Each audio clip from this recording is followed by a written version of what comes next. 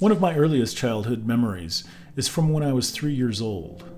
My mother and sister were out visiting family, and Dad was babysitting me.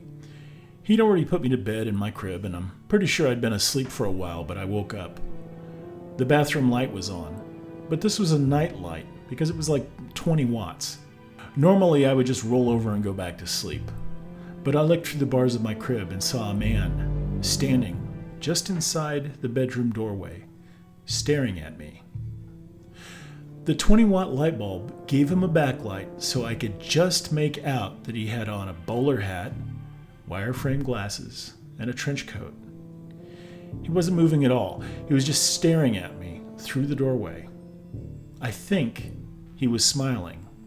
His staring was so unusual, so bizarre, that I stood up, holding the bars, and stared back at him. Behind him, in the bathroom, the water faucet inexplicably turned on, all by itself. The man never moved. I'm not sure why, but I began to scream. I heard my father launch himself from the couch, charging to my room. He came through the doorway, and the man vanished. Dad scooped me into his arms, immediately turned around, and strode back into the hall. He reached into the bathroom and shut the faucet off. When he got to the living room, he sat me down, put me on his knee, and looked me over. I was crying, but I could see the expression on his face. He looked concerned, not just about me, but about something else. I never got a chance to confirm this with Dad, but I've always thought he saw the guy. He saw the guy who I later called the Trenchcoat Man. A couple of years passed, and I graduated out of the crib and eventually shared a room with my older sister. I don't think it happened every night or even every week, but periodically I would see the Trenchcoat Man walking past the doorway of our bedroom. He was always walking down the hall, but he was never solid. He was more like a diffused shadow with a distinct shape of a bowler hat and a trench coat. He always moved from the direction of the living room and walked right into the closet at the end of the hall. One night after I saw him walking past my doorway, I got out of bed and opened the hall closet where he had vanished. I remember how terrified I was as I opened the door. I expected to see the guy staring back at me, but it was just a closet. My mother got out of bed and asked me angrily why I was in the closet in the middle of the night. I said, I saw Trenchcoat Man walk into it. She said it was just my imagination, and she put me back to bed.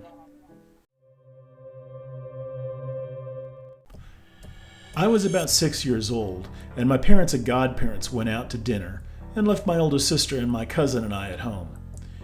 It was my older sister's first time babysitting, and there was a fairly significant electric storm that kicked up about an hour after the folks left. We were watching television at the time, and the power went out.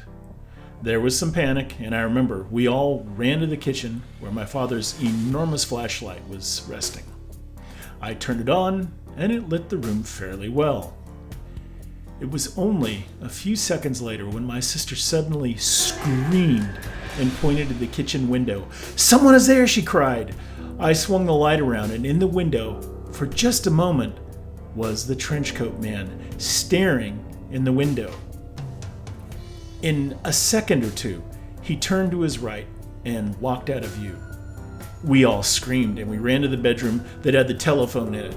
My sister, being the eldest, knew the number of the restaurant our parents were at, and she called and cried into the phone. Eventually, she spoke to my mother and was told they were on their way home.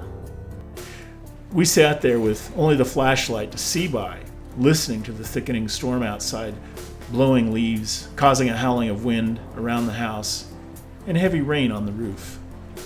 Suddenly, there was a pounding at the front door. A familiar voice shouted our names. Oh, hi! It was our older cousin. Hey. We could see her flashlight dancing over the front window. We rushed to let her in, and she was quickly satisfied that we were okay. She told us she was going to look around the house, so locked the door until she came back and knocked. A few moments later, she was back, knocking at the door. We opened the door, let her in. She was completely drenched. She said she didn't see anyone. And just as she finished talking, the power came back on. And the TV came back on, and it was showing Bonanza. We ended up snuggling down together on the couch, including our older cousin, and we watched the television until our parents arrived. It was the Trenchcoat Man, my older sister said, but my mother and aunt and uncle downplayed the event. But my father was nearly silent, and he looked concerned. Looking back 50 years later, I wonder if my father's concern was more for the Trenchcoat Man or over his kids being neurotics and ruining his night out. By 1984, my mother had divorced and remarried, and my older sister and I had moved out of the house. My younger sister, Darcy, still lived there. One day I got a call from her. She said my mother had woke up in the middle of the night screaming, "Go away, go away," and said a man had been leaning over her side of the bed, staring at her. Apparently, he wore a hat, a long coat, and glasses. My stepfather had immediately flicked on the light, but he didn't see anybody. He tried his best to calm my mother down.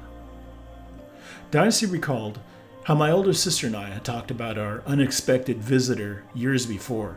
She asked me to describe it again. I did. Based on my mother's description, my younger sister and I agreed. Mom had seen the Trenchcoat Man. Unfortunately, the Trenchcoat Man began showing up randomly, maybe a couple of times a year. He would be bent over, staring at my mother. One day, I asked Mom about it, but she insisted I never bring the subject up again. "I have to live here," she said, "and I don't want to talk about it."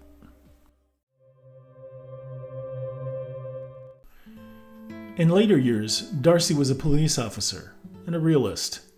Darcy had a fair share of close shaves and danger being a police officer. About 4 years ago, she and her daughter made the drive up to visit my mother. She planned to stay for a few nights in her old bedroom. When she finally went to bed, daughter in tow, she slept until late evening and woke up. Her eyes wandered out into the hall, and there, standing at the other bedroom doorway, was the Trenchcoat Man.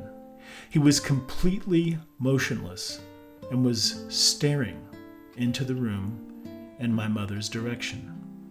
In a few moments, he just faded away. The next time I got together with Darcy, she told me about the experience. I asked her if it scared the heck out of her, and she said no. It was almost a serene experience, like she could feel that he was there to help, not to hurt. Yes, he certainly scared the rest of us, but there was no feeling of malevolence from him. She said he looked like an old man, curious about the family, maybe even concerned. After so many years, she said, this guy was family, and we should all just accept him. One day about 2 years ago, I got a fairly sober call from Darcy. She was in a hurry to share something with me about Trenchcoat Man. This needs a little history, though. An unofficial annual event comes the first weekend after Thanksgiving when my mother pulls out Christmas decorations from the closet in the living room. Darcy was visiting Mom's again, and Mom was organizing things as they came out of the closet. Darcy sat at the dining room table, reading the newspaper, and my older sister was in the kitchen making coffee. My stepfather was out in the garage. A shape suddenly walked from the garage doorway, through the dining room, living room, and into the hallway that goes back to the bedrooms. Right behind it, maybe a couple of seconds, the garage door opened, and my stepfather walked in. "What's the good word?" he said, in his playful tone. Darcy and my older sister were all agape. Darcy said, "Did you see that? Didn't he just come out of the garage twice?" Darcy made eye contact with my mother. My mother had a strange smile on her face and said quietly, "See, I told you someone was visiting me. That was him. I see him during the daylight now. My stepfather died a couple of years back, and my mother died just a few months ago. They both died in the house. My older sister moved back home and lives there now. I haven't had the nerve to ask her if she still sees Trenchcoat Man, but some questions are definitely better left unasked. So how do I explain this? I don't think I can answer that. All I have is questions. How come my stepfather never saw it? Why did we only see Trenchcoat Man at my mother's house? Why did Trenchcoat Man focus on my mother in her later years? And why did he wait 40 years after showing up to finally show up during regular daylight hours? My best guess is that this is a case of pareidolia, that our minds sensed something but assembled the same common frame of reference for the same perturbing something in the air. Maybe there's a unique sound, and the human mind builds up a body and puts on a trench coat, bowler hat, and glasses. I don't know. But when I hear about Hat Man and shadow people on the internet, either my guess about pareidolia is correct, or there's something more to the universe than I can ever explain.